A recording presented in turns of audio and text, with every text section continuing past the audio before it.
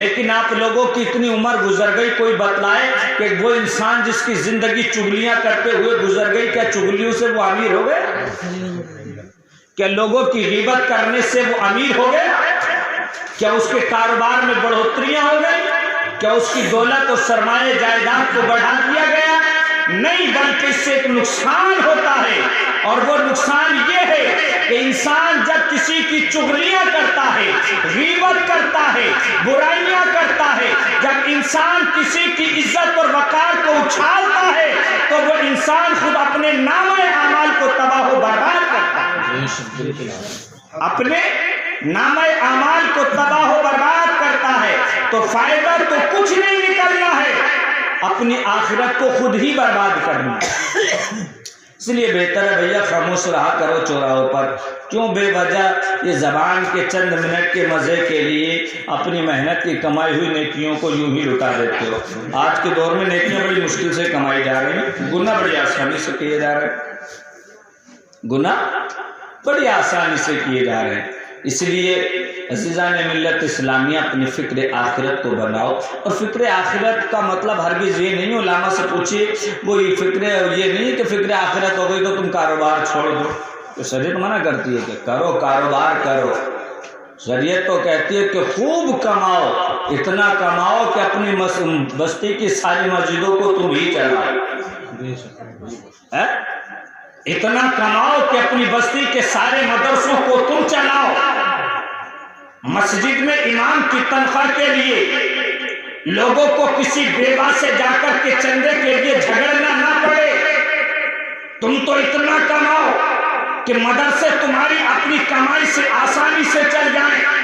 ورنہ تو حالات یہ ہیں کہ آج جب سیلری کا نمبر آتا ہے، چندے کے معاملات آتے ہیں، تو وہ امیر جو آسانی سے گھر میں بیٹھ کر کے کھا رہا ہوتا ہے، وہ غریب کے لیے مسجد میں اعلان کرتا ہے کہ جب تک وہ نہیں دے گا دوں گا نہیں، جب تک وہ نہیں دے گا دوں گا نہیں۔ جب یہ تمام چیزیں کب ہیں؟ اس لیے شریعت کہتی ہے کہ جتنا کما سکتے ہو کما لو، اسلام منع نہیں کرتا، ساری دنیا کے خزانے کو کما سکتے ہو کما لو، ساری دنیا کی جائیداد خرید سکتے ہو خرید ڈالو، پرنتو اتنا خیال رکھنا کہ کسی کے دل کے کسی غریب کے دل کو دکھا کر کے مت کمانا، کسی کو برباد کر کے اپنے گھر کو آباد مت کرنا، کسی بھائی کے گلے کو کاٹ کر کے اپنے محلات کو تعمیر نہ کرنا، کسی دوسرے کے گھر کو دبانے کے بعد میں اپنے گھر کو آباد مت کرنا، اس لیے کہ یہ سب کرنے کے بعد میں اگرچہ تم اترا سکتے ہو لیکن تمہارے نام اعمال، تمہاری زندگی پر اور تمہارے اعمال پر فرشتے لعنت برساتے ہیں، فرشتے لعنت برساتے ہیں۔ لیکن درود پاک پڑھیں، اللہم صلی علی سیدنا۔ یہ ہمارے حاجی صاحب بڑے اچھے آدمی ہیں، میں تو ان کی لوگوں میں تعریف کرتا ہوں، اماموں سے بڑی محبت کرتے ہیں، اللہ ان کی دنیا اور آخرت کو خوبصورت بنائے، پروردگار ان کے بچوں کے بھی کاروبار میں برکت عطا فرمائے۔ آج دیکھیے اب یہاں پر پروگرام ہو رہا ہے، میلاد ہو رہا ہے 10ویں کا، لوگ ایصال ثواب کے لیے محفل کو سجائیے، آپ یہاں سے ابھی گیٹ سے باہر نکلیے اور روڈ پر دیکھیے آپ سے زیادہ لوگ بیٹھے ہوئے مل جائیں گے، اور آپ انہیں بیٹھ کر کے دیکھیے تو بات چل رہی ہوتی ہے، او فلاں کے گھر جو بہو ہے ایسی ہے ویسی ہے، فلاں بڑھیا ایسی ہے، فلاں کی بیٹی ایسی ہے، فلاں کا بیٹا ایسا، اور خود اس سے پوچھو کہ تمہارے اپنے گھر کے حالات کیا ہیں، تمہارے اپنے گھر کے حالات کیا ہیں؟ پر بہتر انسان وہ نہیں ہے جو دوسروں کے ہی گریبان میں جھانکتا رہے، خود اپنے گریبان میں بھی جھانک کر کے دیکھ لے کہ خود کیا ہے، خود کیا ہے۔ دوسرے کے بہو بیٹیوں کو چھالنے سے پہلے اپنے گھر کی عزت اور وقار پر نظر ڈال لیا ہوتا تو دوسرے کے وقار کو چھالتے ہوئے کچھ تو شرماتا۔ آقا فرماتے ہیں مومن کے عیب کو چھپا لو، اللہ رب العزت حشر میں تمہارے عیب کو چھپا لے گا۔ اگر تم نے اپنی خوشی کے لیے دنیا کے اندر کسی مسلمان کو بدنام کر دیا تو یاد رکھو حشر کے میدان میں ساری کائنات کے سامنے تمہیں رسوا کیا جائے گا۔ عزیزان ملت اسلامیہ، یہ پروگرام بڑے اچھے ہوتے ہیں، لوگ آتے نہیں ہیں سننے کے لیے، وہ اپنی اپنی قسمت کی بات ہے۔ شاعر کہتا ہے کہ محبوب کی محفل کو محبوب سجاتے ہیں، محبوب کی محفل کو محبوب سجاتے ہیں، آتے ہیں وہی جن کو سرکار بلاتے ہیں، آتے ہیں وہی جن کو سرکار بلاتے ہیں۔ میں بھی 2-3 اشعار پڑھ لوں قاری نعیم صاحب کو دیکھتے ہوئے، اس لیے کہ بہت اچھا کلام انہوں نے پڑھا، حالانکہ میں کم پڑھتا ہوں، آپ نے امامت کر رہا ہوں، پھر بھی آپ نے نہیں دیکھا، 1-2 جگہ پڑھا لیکن پڑھتا ہوں، اللہ قبول فرمائے۔ کہ یہ کیسا مبارک مقام رہا ہے، یہ کیسا مبارک مقام رہا ہے کہ لبوں پر درود و سلام رہا ہے، یہ کیسا مبارک مقام رہا ہے کہ لبوں پر درود و سلام رہا ہے، یہ کیسا مبارک مبارک گھڑی ہوتی ہے وہ بندہ جب اپنے محبوب پر سلام پڑھتا ہے، درود پڑھتا ہے۔ ورنہ تو آپ دیکھو آج کے دور میں گانے والے بہت مل جائیں گے، ڈی جے بجانے والے بہت مل جائیں گے، لیکن حالات یہ ہیں کہ جنازے کے پیچھے کلمہ پڑھنے والے کم ملیں گے۔ اور آج تو حالات یہ ہیں کہ اب تو یعنی وہ شادیوں کا جب معاملہ آتا ہے، بھات نوتنے کا جب نمبر آتا ہے نا، تو گیت جو ہے مائک سے گاتے ہوئے جاتی ہیں۔ اور اوپر سے اس میں ایک چیز اور سننے میں ملی ہے کہ جو گیت گانے والی ہوتی ہے اس کی اس دن بڑی قدر ہوتی ہے، اس کو 8 دن پہلے سے نوٹ دیا جاتا ہے، فلاں تاریخ میں کہیں جانا نہیں ہے، فلاں تاریخ میں کہیں جانا نہیں ہے، گیت گانا ہے۔ جیسے کہ آج یہ مائک پر بیٹھ کر کے گاڑی میں بیٹھ کر کے سب کو جنت کا حقدار بنا دیا،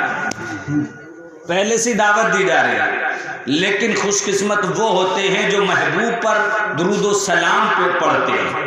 اسی کو شاعر نے کہا ہے یہ کیسا مبارک مقام رہا ہے، یہ کیسا مبارک مقام رہا ہے،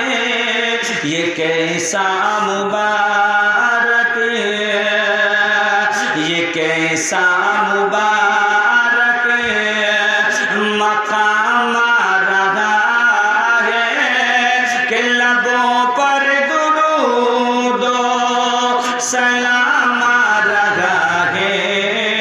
یہ کیسا مبارک۔ اور یہ شعر بالخصوص ملاحظہ فرمائیں کہ غریبوں کا مونس، یتیموں کا والی،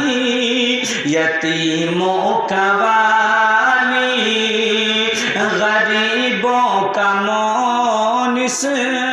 پہلے سمجھ لیجئے زمانے کے حالات یہ ہیں کہ جب کسی غریب، مجبور، لاچار، کمزور، ضعیف آدمی کو جب ستایا جاتا ہے، ستایا جاتا، بھائی کوئی دولت مند ہے تو وہ تو منہ تان کر کے کہہ دیتا کہ ہم تجھے دیکھیں گے، اولاد سے کہتا کہ چاہے روپے 1 لاکھ لگ جائیں تھانے میں درنا نہیں،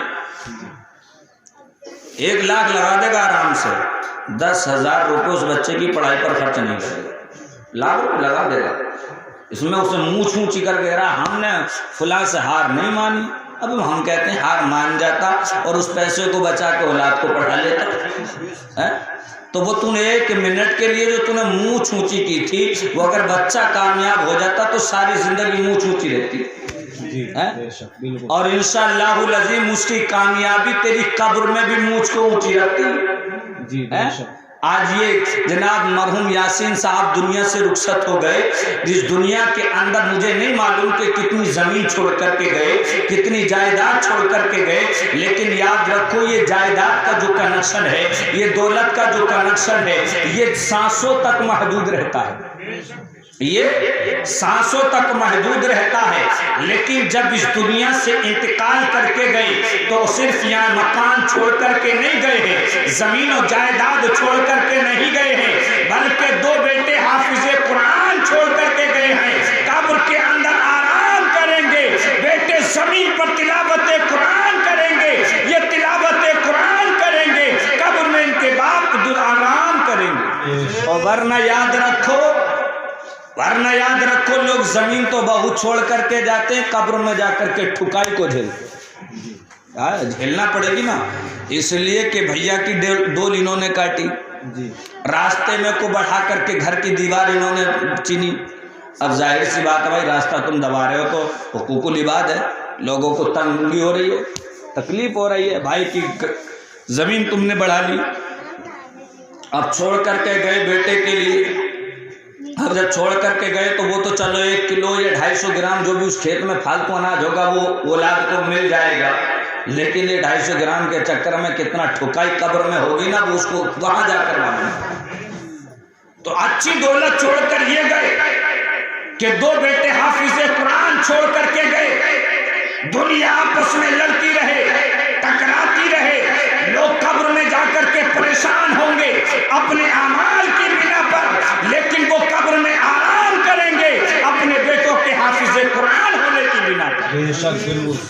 اپنے بیٹوں کے حافظ قرآن ہونے کی بنا پر۔ اس لیے میں کہتا ہوں قاری نسیم صاحب، قاری نعیم صاحب، یاد رکھو بہت بڑے پروگرام آپ سجائے دیں گے، اس سے اتنا فائدہ نہیں ہوگا، پورے گاؤں کو کھانا آپ کھلا دیں گے، اس سے اتنا فائدہ نہیں ہوگا۔ میں تو کہتا ہوں جب باپ کی یاد تڑپائے، جب باپ کی یاد ستائے تو بستی کو کھانا نہیں کھلانا ہے، بہت لمبا پنڈال لگا کر کے، مائک لگا کر کے، بہت لمبا پروگرام نہیں سجانے کی ضرورت ہے، بلکہ جب باپ کی یاد تڑپائے رحل پر قرآن کو سجا دینا، پڑھ کر کے ایثار کر دینا، تم تلاوت قرآن کرو گے، اللہ رب العزت تمہارے باپ کے درجات کو بلند فرمائے گا، درجات کو بلند فرمائے گا۔ کہ غریبوں کا مونس، یتیموں کا والی، غریبوں کا مونس۔ تو میں یہ کہہ رہا تھا امیر تو اپنے جا کر کے دکھڑے سنا لیتا ہے، لیکن غریب انسان، مجبور انسان بیچارہ لاچار ہو کر کے کونے میں آنسو بہاتا ہے اور مصطفیٰ جان رحمت کی بارگاہ میں درخواست کرتا ہے، یا رسول اللہ زمانہ مار رہا ہے لیکن مصطفیٰ لو تو آپ سے لگی ہے، دنیا میں بھی آپ بچا سکتے ہیں، قبر میں بھی آپ بچا سکتے ہیں، اور جب ایمان اس حد تک پہنچ جاتا ہے تو محبوب تشریف لاتے ہیں، نکیرین سواد قبر میں کامیاب کراتے ہیں، حشر میں شفاعت فرماتے ہیں، اور ایسے انسان کو جنت کا حقدار بناتے ہیں۔ لیکن اس کو اس حد تک پہنچ جانا چاہیے۔ شاعر نے وہی کہا کہ یتیموں کا مونس، غریبوں کا ہمدم، غریبوں کا ہمدم، یتیموں کا مونس، لیے زندگی کا پیام رہا ہے، یہ کیسا مبارک مقام رہا ہے، کہ لبوں پر درود و سلام رہا ہے، یہ کیسا مبارک۔ اور یہ شعر بھی ملاحظہ فرما لیں کہ سلاطین عالم سنے سر جھکا لیں، سلاطین عالم سنے سر جھکا لیں۔ آج دنیا کے اندر یہ حال ہے کہ پردھان جی آ رہے ہیں گردن جھکا دو، منتری جی آ رہے ہیں گردن جھکا دو، زمیندار صاحب آ رہے ہیں گردن کو جھکا دو، لیکن حشر میں اس کا الٹا ہوگا، زمینداروں سے کہا جائے گا گردن جھکا دو، مصطفیٰ کا غلام آ رہا ہے، بادشاہوں سے کہا جائے گا گردنوں کو جھکاؤ، مصطفیٰ کا غلام آ رہا ہے۔ اس لیے کہ وہاں پر جو مرتبہ ملے گا وہ زمین کی بنا پر نہیں، جائیداد کی بنا پر نہیں، مصطفیٰ کے عشق کی بنا پر ملے گا۔ اس لیے شاعر نے کہا ہے کہ سلاطین عالم سنے سر جھکا لیں، سلاطین عالم سنے سر جھکا لیں، رسول خدا کا غلام آ رہا ہے، یہ کیسا مبارک مقام آ رہا ہے، یہ کیسا مبارک۔ درود پاک پڑھ لیں۔ اللہم صلی علی سیدنا و مولانا محمد مبارک وسلم، صلو علیہ صلاۃ و سلام علیک یا رسول اللہ صلی اللہ تعالی علیہ وسلم۔ عزیزان ملت اسلامیہ، دنیا آرام کر رہی ہے، آپ مصطفیٰ کے نام پر یہاں پر بیٹھے ہوئے ہیں، انشاءاللہ العظیم آپ کو اس کا بہترین فائدہ ملے گا۔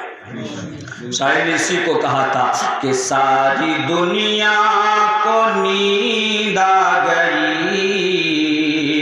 ان کا دیوانہ بیدار ہے۔ ساری دنیا آرام کر رہی ہوتی ہے، لیکن مصطفیٰ کا جو دیوانہ ہوتا ہے نا، وہ رات کی تاریکیوں میں اٹھ کر کے مصطفیٰ کی یاد میں آنسو بہاتا ہے۔ جن کے پاس دولت ہوتی ہے وہ یہ درخواست دینے کے بعد میں سفر باندھ لیتے ہیں، لیکن جو مصطفیٰ کا غریب عاشق ہوتا ہے وہ بستر پر پڑے ہوئے سسکیاں لیتا ہے کہ ساری دنیا کو نیند آ گئی، ان کا دیوانہ بیدار ہے، اج آپ ہی فیصلہ کیجئے، کون جنت کا حقدار ہے، آپ ہی فیصلہ کیجئے، کون جنت کا حقدار ہے۔ عزیزان ملت اسلامیہ، تو یہ پروگرام ایصال ثواب کے لیے سجایا گیا ہے۔ میں بات کو ختم کی جانب لے کر کے چلوں۔ آقا کریم صلی اللہ تعالیٰ علیہ وسلم کی ایک حدیث پاک جس کو ابو داؤد نے بھی نقل کیا ہے،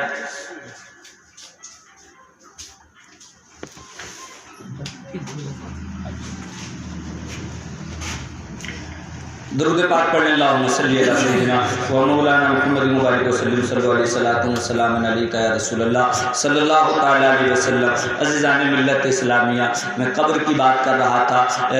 لیکن میں ٹاپک کو چینج کر کے بات کرتا ہوں۔ دیکھیں، قبر کے تعلق سے بس اتنا سمجھ لیجیے کہ قبر جو ہے بہت ڈینجرس ہے، بہت خطرناک ہے، بہت خطرناک ہے۔ اگر اعمال اچھے نہیں ہیں تو آقا فرماتے ہیں آخرت کی تمام منازل میں سے سب سے قبر جو ہے پہلی منزل ہے، اور جو اس میں کامیاب ہو گیا دوسری منازل آسان ہو جاتی ہے، اور جو اس میں فیل ہو گیا نا اور زیادہ کٹھن ہو جاتی ہے۔ آقا کی ایک حدیث پاک جو میں نے ابھی اس کا مفہوم سن لو، آقا فرماتے ہیں ایک حدیث پاک میں آتا ہے کہ دو فرشتے آنے کے بعد اس کو اٹھاتے ہیں، لیکن ایک حدیث پاک کے تعلق سے جب آپ سنیں گے تو آپ بھی سوچ میں پڑ جائیں گے۔ ایک حدیث پاک کے الفاظ کا مفہوم تو یہ ہے کہ دو کالی شکل والے فرشتے آتے ہیں، آنکھیں نیلی ہوتی ہیں۔ یاد رکھو، انسان کی آنکھیں کالی ہوں، لال ہوں، پیلی ہوں، اتنا ڈر نہیں لگتا جتنا کہ آنکھیں جب نیلی پڑ جاتی ہیں تب ڈر لگتا ہے۔ نیلی آنکھیں اٹھاتے پوچھتے تیرا رب کون ہے، تیرا دین کیا ہے، اور اس شخص کے بارے میں تو کیا کہتا ہے۔ آقا فرماتے ہیں کہ جب بندہ کا ان کی صحیح جواب دے دیتا ہے تو ایک حدیث پاک میں آتا ہے کہ رب فرماتا ہے میرے بندے نے صحیح کہا ہے۔ ایک حدیث پاک کے اندر آتا ہے کہ فرشتے کہتے ہیں ہمیں معلوم تھا کہ تو یہی جواب دینے والا ہے، یہی جواب دینے والا ہے۔ پھر اس کے بعد میں ایک حدیث پاک کے اندر آتا ہے کہ ہاتف سے آواز آتی ہے میرے بندے نے صحیح کہا، لہذا اس کے لیے جنتی بچھونا بچھا دو، اس کے لیے جنت سے کھڑکی کو کھول دو، اس کی قبر کو کشادہ کر دو۔ اور ایک حدیث پاک کا مفہوم یہ ہے کہ فرشتے کہتے ہیں کہ تو نے صحیح کہا، سو ایسے جیسے کہ دلہن سوتی ہے۔ تو وہ کہتا ہے فرشتوں سے کہ میں چاہتا ہوں کہ میں اپنوں کے قریب جاؤں، اپنوں کے قریب جاؤں۔ تو فرشتے پھر اس سے کہتے ہیں کہ سو جا ایسے جیسے دلہن سوتی ہے۔ اب آقا فرماتے ہیں پھر اس کو نیند آتی ہے اور اتنا سکون کے ساتھ سو جاتا ہے کہ جب اس کی آنکھ کھلے گی تو حشر کا میدان برپا ہوگا، اس کا حشر کا میدان برپا ہوگا۔ لیکن اگر ایسا نہیں ہے، اگر ایسا نہیں ہے اور وہ بندہ جو فیل ہو گیا اس کے تعلق سے سن لو، اور پھر میں اس کے علاوہ میں تھوڑی سی بات کروں گا۔ عزیزان ملت اسلامیہ، اگر کوئی بندہ قبر میں فیل ہو جاتا ہے، میں نے کہا نا بہت ڈینجرس ہے قبر اگر کامیاب نہیں ہوئے تو، آقا فرماتے ہیں اگر بندہ اس میں فیل ہو جاتا ہے تو ایک حدیث پاک کا مفہوم فرشتے کہتے ہیں ہمیں امید تھی تو ایسے ہی کہنے والا ہے۔ ایک کا یہ کہ عاطف سے آواز آتی ہے اس کے لیے جہنم کا بچھونا بچھا دو، اس کے لیے جہنم سے کھڑکی کھول دو اور اس کی قبر کو اس پر تنگ کر دو،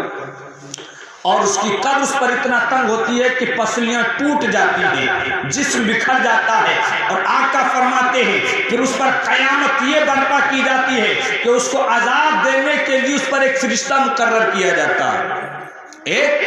فرشتہ مقرر کیا جاتا ہے۔ اللہ اکبر۔ آقا فرماتے ہیں یہ جو فرشتہ مقرر کیا جاتا ہے یہ فرشتہ گونگا ہوتا ہے، یہ فرشتہ اندھا ہوتا ہے۔ جب یہ عذاب دیتا ہے، مردہ چیختا ہے تو پشچم سے لے مغرب سے مشرق تک ہر مخلوق اس کی چیخ کو سنتی ہے سوائے انسان اور جنات کے،